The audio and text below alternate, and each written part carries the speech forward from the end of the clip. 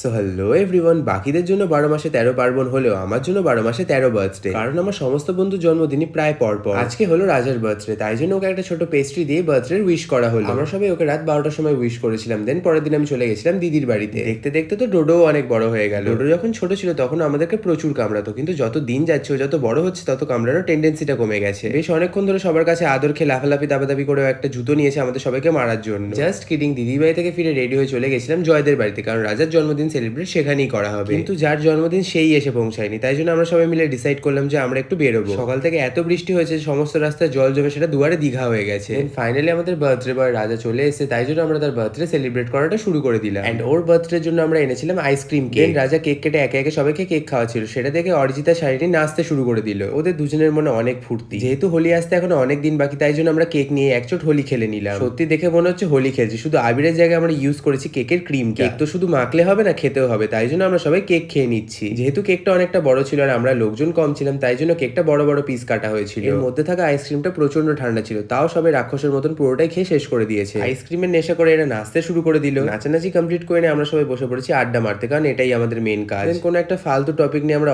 কারণে 1-1.5 ঘন্টা ধরে হাসাহাসি করলাম। আর তারপর যদি কোনো টপিক না থাকে তখন শুরু হয় আমাদের একে অপরকে রোস্ট করা। হাসি ঠাট্টা কমপ্লিট করে নিয়ে আমরা সবাই চলে গেলাম ডিনার করার জন্য, কারণ অনেক রাত হয়ে গেছে। So that's it for today. দেখা হচ্ছে নেক্সট মিনি ব্লগে।